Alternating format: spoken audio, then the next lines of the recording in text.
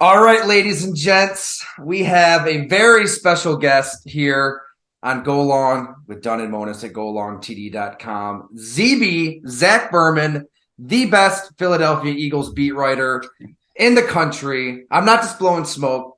I'd say, if not the best, top five NFL beat writers in the country. And I appreciate you saying that. We'll say top three. Yeah, We'll say top three. I need you as my agent, but I appreciate that. I mean, you've been at multiple places there in the market, but the Athletic since which season, Zach? Since the 2019 season. So I covered the Eagles for the Inquirer from 2012 to 2017. Interestingly, the last year of Andy Reid, who the Eagles are playing against now in the Super Bowl, 3 years of Chip Kelly, and then the first 3 years of Doug Peterson, and then I did the last 2 years of Doug at the Athletic, and now the first 2 years of Sirianni. So it's been going well. It's amazing. I was going to say close to a decade. You are at a decade. It's crazy how time flies. I feel like we were just, in a press box at Lambeau Field covering one of these Packer Eagle games. It's been 11 years, although I'll say that the 2020 season doesn't feel like a real season from a coverage perspective. Not now, the plight of a football writer is like lowest on the list of people who were affected during COVID. But from like a coverage perspective, as you know, this job is all about relationships, and it's harder across a computer screen, right? So being back in the locker room this year feels more like you're doing the job again. No doubt about it. I was worried too. I thought that these NFL teams were just going to use this as an excuse to keep us out forever. So I'm glad we're back in there, getting to know these guys. Let's jump. I got a million questions for you, but I think it's still crazy that the Philadelphia Eagles are in this position in the Super Bowl. It doesn't seem like it was that long ago that, Joe Judge has given this team hell on a Zoom talking about, trying to win a game. Doug Peterson's fired. This is a team in disarray. Nobody knows if Jalen Hurts is any good. Loaded question, but how in the hell did we get here? How are the Eagles in the Super Bowl this fast with this second-year coach and a quarterback who just improved exponentially since that point? It's a great question because it's really this. It's part of what you're trying to figure out here, and there's a few reasons. First off, Howie Roseman's done an outstanding job building this roster, in particular since 2020, and they were. We talk about accepting sunk costs or being willing to move on from players, and that's easier said than done. And them trading Carson Wentz when they did. Was hitting the reset button, which was critical for them, right? They needed to hit that reset button, and that allowed them to clean up things cap wise. It allowed them to obviously turn the team over to Jalen Hurts, and then the decisions that they've made in 2020 and 2021, or I should say in 2021 and 2022, with the draft capital that they had, with the signings that they've made. They've been on a great run, and it's worked out exceedingly well. I just love how this is a GM and a team that will swallow their ego, right? They're not just going to stick with a wide receiver they drafted because they drafted him. If he stinks, he's not going to play, and he'll be off the roster. And I don't know, you've covered this game for a long time, like you just said. Don't you think a lot of these coaches and personnel types just stick with guys a year or two too long because they're their guys? Oh, sure. And look, sometimes it works in the sense that I've heard GMs say you need to let talent fail. And there is a degree of validity to that. Brandon Graham's in year 13 with the Eagles. He's in his second Super Bowl. When the Eagles won their last Super Bowl, he had a strip sack on Tom Brady. In his first 4 years of his career, you could not have predicted that, right? So there have been things that have occurred that, sometimes it takes longer for development, and development's not always linear. But what you can't do is you can't compound the problem or can't compound the mistake because you made one before. So you can't just stay loyal to that mistake because you already made it, right? There's some cost element. There's being honest with yourself. There's being honest with your personnel and continuing to improve. And the other thing I want to add is it's not just Howie Roseman. He's done an outstanding job, but this coaching staff is part of so you asked the original question in terms of how they got from where they were at the end of 2020 to where they are now. And I'm not saying Doug Peterson deserved to be fired, but First off, Jeffrey Lurie did a good job identifying that they needed a new voice and they needed new direction at the time. And he did a good job identifying Nick Sirianni, who he did not interview anywhere else. It's not as if he was the hot coaching candidate on all these lists, right? There had to be research and a degree of willing to take that risk. And they identified something in Nick that has really worked out. And Nick's done a good job building a staff. And so you had that, and you had the roster, and then the other thing, and you mentioned it, Jalen Hurts, and I'll be honest, I didn't see this coming. Jalen Hurts developed at a rate that was beyond, I think, what most people could have expected. And the intangibles were always there, right? When they drafted him, a big part of it was they were gambling on these intangibles. The intangibles were always there, but what you're seeing in addition to that is just the improvement from a football perspective. He's earned this spot in the Super Bowl and this spot as an MVP candidate. I mean, he would have been the MVP if he didn't get hurt. All right. I mean, he used to. I mean, Mahomes was outstanding too. It's hard to say, right? I mean, it's one of those things, to use the NBA reference, that in those Jordan years, sometimes it was like, all right, we'll give it to Malone this year, or I mean, when you have someone like Patrick Mahomes, it's hard to bump him off that ledge. But Jalen played like an MVP this year. You know, I got to admit, watching that Alabama national championship game when he played that poorly in the first half and Nick Saban benches him for Tua Tagovailoa, I'm thinking that's it, right? I mean, this is just a good college quarterback, had a run, but now he can't even get on the field in this kind of moment, this kind of game. I mean, the camera's panning to him every other play, it seemed, just to get his emotional reaction. And here he is, playing in the Super Bowl, starting in the Super Bowl, an MVP candidate, like you said. When it comes to his game, what pops the most to you? I was talking to Kurt Warner earlier this season, and he was just blown away by how he reads the field. And that kind of surprised me because Kurt, you probably have talked to Kurt too, where he's old school, traditional, take your layups, right? Like that. That's why he loves Joe Burrow. He's just going to find the open man. He wants the athleticism to be like the extras up to your game. The foundation, he really believes, is 1 to 2 to 3. Find your guy, hit him. And he was blown away week to week that Jalen Hurts just kept doing it again and again and again. And he really believes he's not just a product of the offense and what Nick Sirianni is asking him to do, but you cover him day in and day out. That's the big question. Is he just kind of a product of a scheme that is, just suits what he does best? Or is he reading the field at an elite level like Kurt Warner thinks he is? Because on the other end of the spectrum, Chris Sims is like, you can plug anybody in there and then win. But what says Zach Berman? Well, I don't think he's just a product of the scheme or the system. I think, to be honest with you, he is the scheme in the system. I mean, you saw that when Gardner Minshew was in there for 2 games.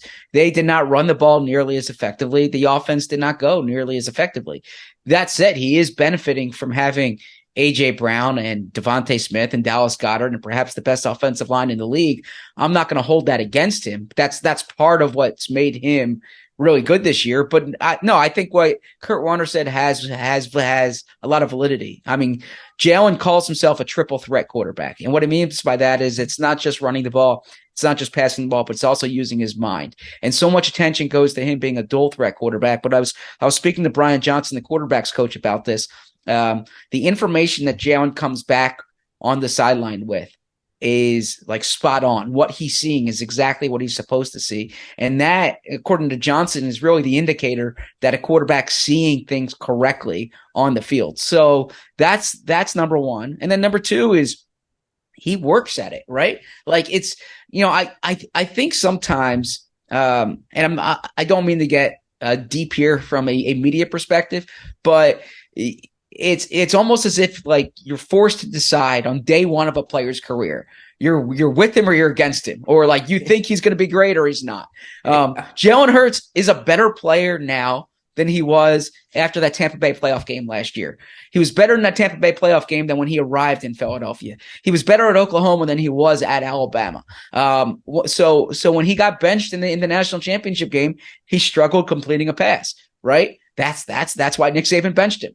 He was better at Oklahoma. When the Eagles lost to Tampa Bay last year, he had work he had to do as a passer. He's better now. And so I think that really speaks to like not forming these wholesale judgments on players so early in their career, but B, the intangibles matter in the sense that you need to know if a player is going to put in the work to be great. And Jalen Hurts has put in the work to be great. And so I think it's not just the system. I think it's him. He's the secret sauce in Philadelphia. I love that point, ZB. That's so spot on because it's I mean, I'm thinking Tua Tagovailoa. I mean, like pretty much everybody. I was writing this guy off early on, and then you learn what he was dealing with Brian Flores, behind the scenes, not really having the support. And oh, by the way, it helps when you add a Tyreek Hill, just like it helps when you add an AJ Brown to Jalen Hurts. And yeah, it's he's a fascinating. Hey, I'm sorry. What's up? I love my it. daughter just got home. Sorry about that. Okay. I love Sorry it, about hey, that. Yeah. Thank you for fitting this Yeah, in. you might hear my son in the background. I can't imagine how but... busy you are. No, it's no problem. I do want to ask you about Nick Sirianni before we lose you because the press. No, you got all my time, by the way. I'm sorry about that. Yeah, we're good.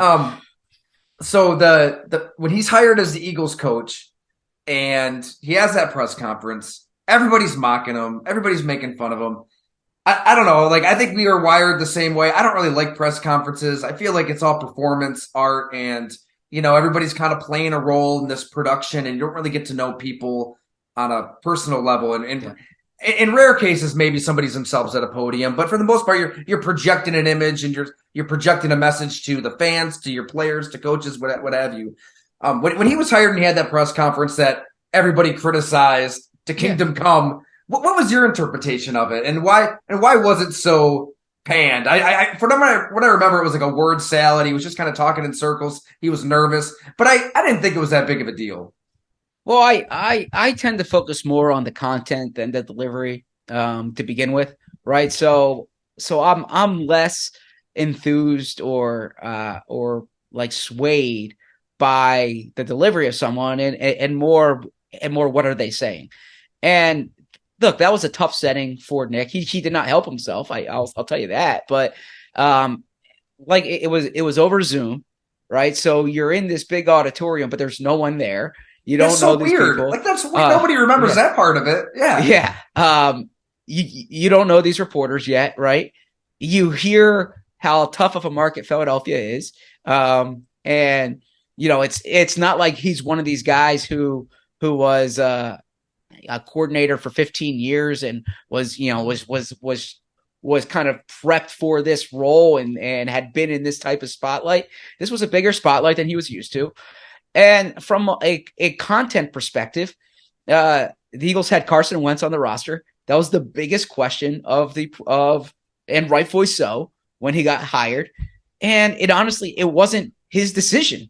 I mean, I don't know if that's how they would frame it, but the reality is he got hired with a franchise quarterback who had a $127 or so million contract that hadn't even started yet, who was benched the previous year, who reports are coming out that he wanted a trade, right? And now Nick Sirianni comes up there and it's like, is Carson Wentz your quarterback? He doesn't know what so true. What the hell is he going to say? So again, I think that it's very easy to kind of look back and like cherry pick sound bites or the general perception of it, but context always matters, and the context of that press conference was difficult for him to navigate, and I can tell you that in like so many conversations and even press conferences since then, he's so much better. Like there's a lot of things you would say about Nick Sirianni. You would never call him like unpersonable or whatever the opposite of personable is. His personality is part of what makes is part of the draw to him. But he needs to be comfortable like all humans. So I don't think that press conference was an indication of who he was. And I think that once he kind of got his feet underneath him and it became his team, then you started to see more of who the real Nick is.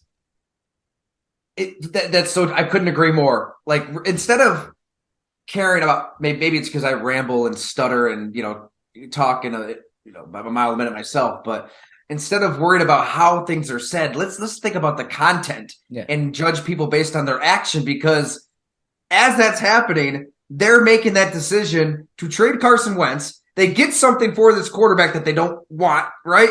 They Yeah. unload that contract and they roll with Jalen Hurts. It's a huge gamble. It's a huge risk. It's talking about, knowing when to stick with a player and when to give up on a player. They made two amazing decisions at the same time, right there with two players.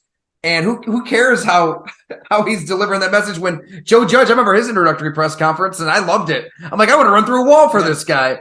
Like he's going to change the New York Giants. And then it was disaster. So yeah, that's a great point. And it ended Also, up being a perfect fit. yeah, and to your point, and I think this is it's something but certainly your audience might know it, they might not know it. When coaches or GMs or even players are up there speaking, you need to think who the audience is, and there's so many different audiences, right? You're obviously the fan base is the audience we all think about, and that is an introduction to the fan base, right? But oftentimes when coaches are up there, they're speaking to players or they're speaking to other teams. So you need to be careful what you say about this quarterback situation because you're still massaging it, right? From a business perspective, you're trying to maintain leverage in negotiations. You don't want to seem like, oh yeah, we're getting rid of this guy, right? Yeah, we thought he stunk. You don't want that. I mean, they got Yeah. a really good haul for him, right? I mean, if they got up there and they're like, yeah, I don't believe in him, I'm turning to Jalen Hurts. That hurts you in negotiations. So leverage in negotiations matter. So there's a lot of dynamics that are at play there, and I mean your audience can probably appreciate it in the sense that imagine if Green Bay hired a new coach this offseason, that opening press conference, there'd be a lot you would need to navigate there, right? I just say we're dumping Rodgers. Whoever wants him, just take him. Yeah. So point being that I don't think that was really a good indication of who Nick Sirianni is. And then the third, just huge decision that this team, this front office made. That's a big reason that we're even sitting here talking a week before the Super Bowl. The AJ Brown trade. Draft day, it happened really fast. At least outside looking in, it happened really fast. Did you have any sense that could go down leading up to the draft? And then how did it go down, to your knowledge? Well, they wanted a wide receiver. Like that was not a very well kept secret that they wanted a top wide receiver. I mean, Calvin Ridley, before Calvin Ridley was suspended, that was something you heard about. And then Allen Robinson, I should say Christian Kirk is someone they were interested in, got priced out, I think. Allen Robinson, the Athletic Jordan Rodriguez reported, that the Eagles were in on him, and then Allen Robinson went to LA. So it was no secret that they wanted a wide receiver. I didn't think they were going to draft one in the first round after spending first round picks in recent years on, Devontae Smith, Jalen Reagor, JJ Arcega-Whiteside in second round. So you're thinking more of the veteran route. You have to remember at that time, AJ Brown was very public about wanting to stay in Tennessee, and Mike Vrabel was very public about wanting to keep AJ Brown in Tennessee. So I think that was the byproduct of contract negotiations that just weren't working out, right? Like AJ wanted to get paid, and rightfully so. He deserved it. And the Eagles. So the Eagles were able to they had the draft assets. They traded a first and third round pick, and they wanted to acquire him. And and they were willing to pay him. They gave him a 4-year, $100 million contract right there on draft night, right? Yeah. And the trade was contingent upon those contract negotiations. And from what I understand, it was going up, in terms of the negotiating almost to the last minute there, right? But from AJ Brown's perspective, he didn't know much about the Eagles other than who his quarterback was going to be. And him and Jalen Hurts are longtime friends, like best friends almost, for lack of a better term. They got to know each other really well on when AJ Brown visited Alabama, when Jalen was going to Alabama. and Jalen's the godfather of AJ's daughter. And actually, AJ Brown spent, or I'm sorry, Jalen spent draft night with AJ Brown when AJ was drafted. And when that trade went down, they had a FaceTime call that, like, for all the public to see. So that was, I asked AJ about it a few hours ago, because a lot of people remember that he was traded. What's not remembered is that he also signed this contract extension. Like, he committed to Philadelphia relatively long term that night. And so I asked him, like, was the roster part of the decision? And he said no. He said he didn't know much about the roster. He knew the quarterback, and that was the big thing for him there is the quarterback, then obviously the contract. So yeah, but that unlocked the entire offense. You're right to bring that up, because you have him and you have Devontae Smith, who just is outstanding. And the two of them complement each other so much. And Dallas Goedert probably doesn't get enough credit either. And he is so good in the middle of the field. And so the three of them, the Eagles looked at their offense last year, and they made this great run to make the postseason late in the year after starting 2-5 with a run-based offense. And when the coaches were looking at the team, they knew that they needed to upgrade the passing game. And part of that's Jalen, but part of that's the weapons. And so getting AJ changed everything in that offense, changed the way defenses play them. It gives you that bona fide player. And to think that, where the Eagles were in 2020, when, I'm not kidding you, their top receiver that year was Travis Fulgham, who's no longer in the league. Their second receiver that year was Greg Ward, who's on the Eagles practice squad now. Alshon Jeffrey and Deshaun Jackson were supposed to have big roles on that team. Both players were injured, and they're not, factors in the NFL right now. So to get from where the Eagles were in 2020 to where they are now, I think that speaks to how they went from 4-12 or 4-11-1 to a Super Bowl team.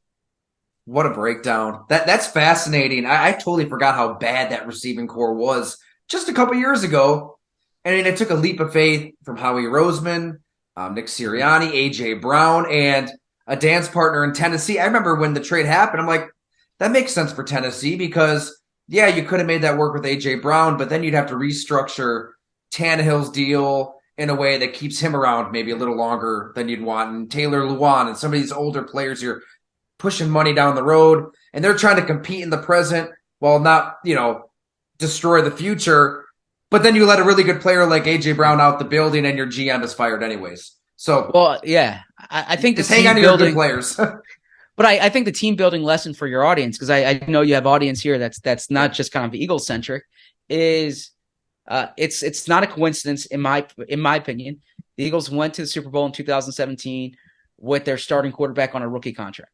They went to Super Bowl this year with their starting quarterback on a rookie contract. And I'm not saying that you're not going to make the Super Bowl when you pay your quarterback a big money, because eventually, if he's that good, he earns it.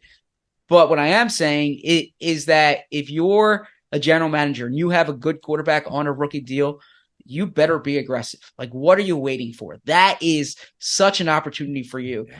And kudos to Howie Roseman for recognizing that. When they traded Carson Wentz, they took a huge cap hit on the chin last year to open up money for this year. And where did that money go? They trade for A.J. Brown. They signed Hassan Reddick. They signed James Bradbury, right? Like, they do this because they're not paying a quarterback $30 million this year. So I think that the team building lesson there is that unless you're paying Patrick Mahomes or Josh Allen, or you go on down the list, and you have a quarterback on that rookie deal, you better be as aggressive as possible, because it's such an advantage for the other 52 players on the team. You're absolutely right. I still think Jalen Hurts is going to get paid, and he should get paid, and you want him to be and he earned it. You want him to be your quarterback forever.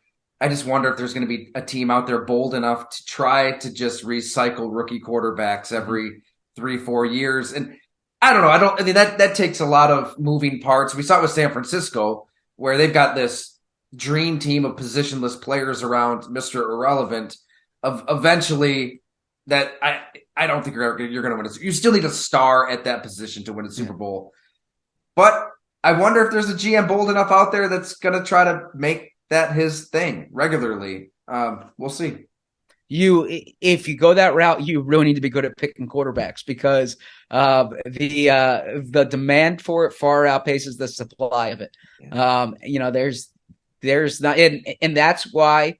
And I've written this. I was wrong when I analyzed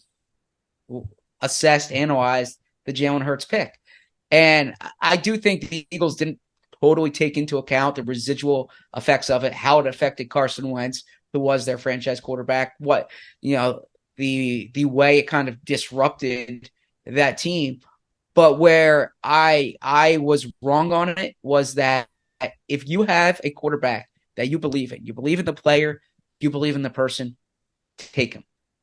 Like, it doesn't matter what your depth chart looks like, take him, because it's so rare to find a good quarterback in this league. And by the way, this is my 11th year covering the Eagles. Like we said, in 10 of those years, the quarterback either got injured or got benched.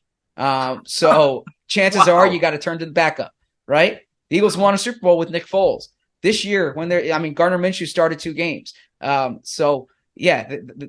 just played San Francisco in the conference championship. San Francisco had 4 quarterbacks knocked out at some point this year. So quarterbacks are hard to find. If you believe in the quarterback, take them, and don't get too cute. Don't say, well, he's going to be there in the 3rd round. If you believe in the guy, take him. Well said, Zach. I can't thank you enough for fitting us in. You are probably the busiest man in the business right far now. Far from that. I can tell you the people I'm covering are far busier. So at ZBerm. At ZBerm on Twitter. Yep. Yeah, and you can check out my coverage on The Athletic. And then Tyler was nice enough to come on the Birds with Friends podcast that I do with Bo Wolf and Marissa Dunn. And you can check that out. We'll be daily at the Super Bowl next week. You beat me to the punch, man. I've been listening when I can. You guys do a fantastic job. It's a great show. Everybody add that to your podcast rotation. And I didn't even mention at the top of the show that we went to college together. I don't know if people know that. Yeah, so I see. We just shared Syracuse stories. I rushed home. I picked up my son from school and rushed home here to do this. And I see I had my Syracuse hat in the background. I didn't clean up my background. So, we both probably got screamed at by Jim Boeheim at some point. So. Actually, you know what's funny? The year that I covered them, I did not cover a loss until they lost to Butler in the Sweet 16. They only lost a couple times, and Connor had those games. So I lucked out from the wrath of Boeheim. Although he was probably bitching about his team at some point anyways, right? That's what he does. Yeah. Well, it made me better. I appreciate that. It was great. Oh, it was the best, the best professor we could have had, absolutely. Right? Because if you didn't ask a good question, he'd light you up. And sometimes even if you did ask a good question, he would light you up. So, yeah. Well, hey, can't wait to see you down there in Phoenix, and make sure everybody you follow Zach, best in the business. Fantastic story on Josh Sweat at The Athletic. Work that into the rotation as well. But thanks so much, Zach. I appreciate it. Thank you.